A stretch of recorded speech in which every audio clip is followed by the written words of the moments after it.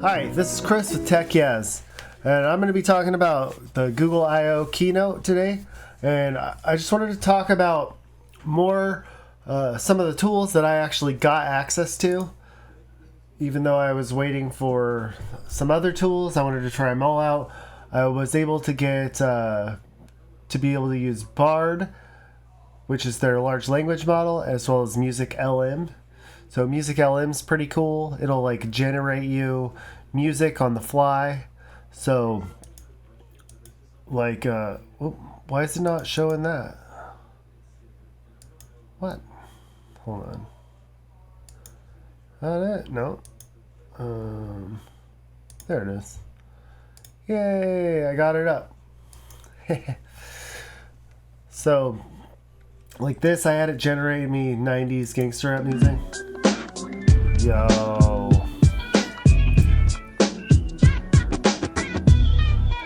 And then I was like, you know what? I wonder what it would be like if I could make a jingle for my show. So let's type in jingle.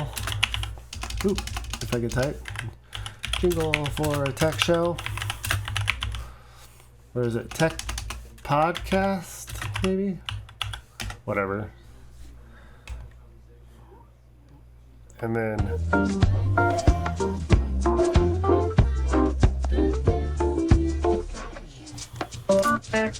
totally.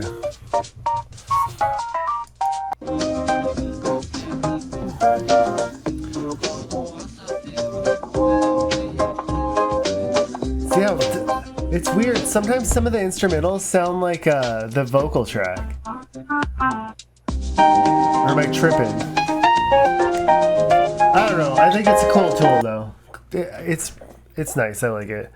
And I made one yesterday, and then I was like, yeah, I could freestyle to this.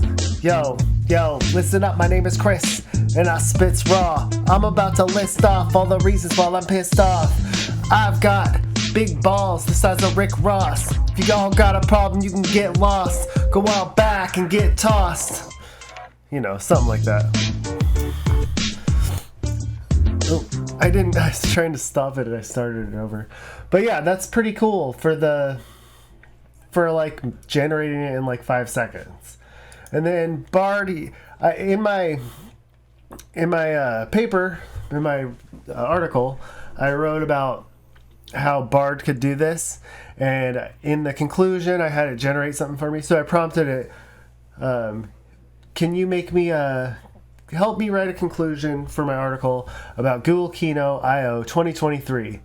And it came up with this, and I like it. It's good. It talked about Android 14. I didn't even mention Android 14 in the article, even though it put that as one of the key points. And I guess it is.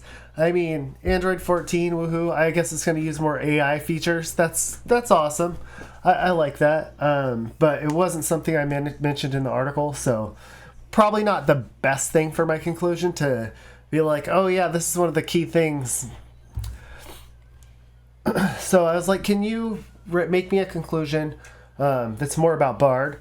And it wrote the one that I put in my article, and I thought it was great for being real quick. I don't let AI actually write for me though. I like to write my own stuff, you know, in my own voice. And I know you can have it write in your own voice.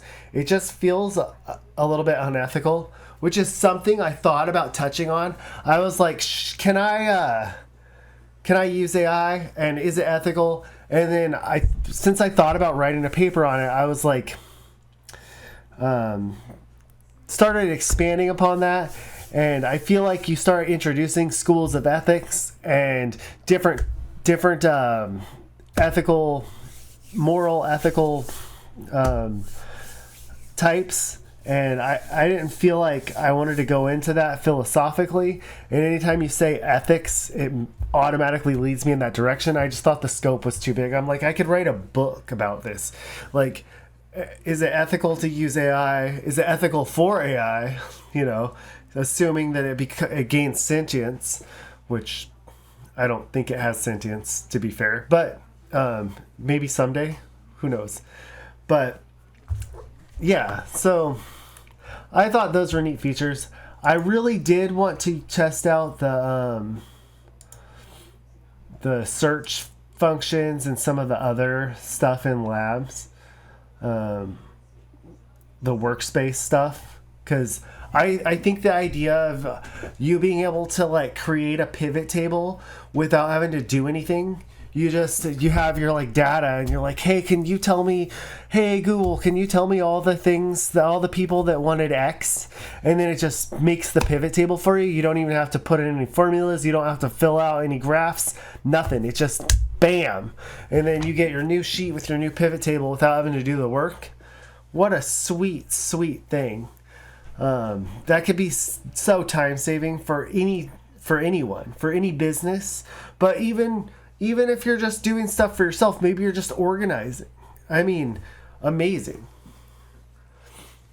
I mean, they talked about the Pixel quite a bit during the thing. I'm not that excited about it, so I didn't really write much about it in my article.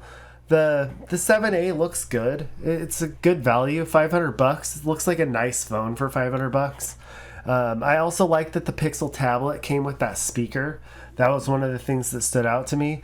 And that G2 tensor chip thing seems pretty nice. It looks like a pretty nice SoC for a phone or tablet. I don't know. I'd have to wait till I start seeing benchmarks. I haven't looked them up. I'm not that... I mean, I don't use my phone that heavily for things like that, so I don't know if that would be that beneficial to me. And then the folding phone, I'm not a huge fan of the folding phones for me personally.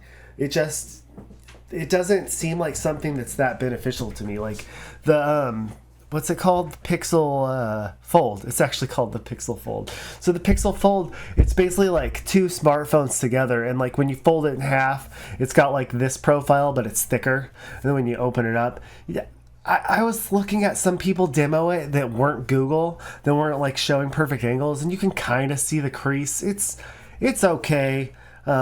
I could see use cases for it where it'd be super beneficial to somebody.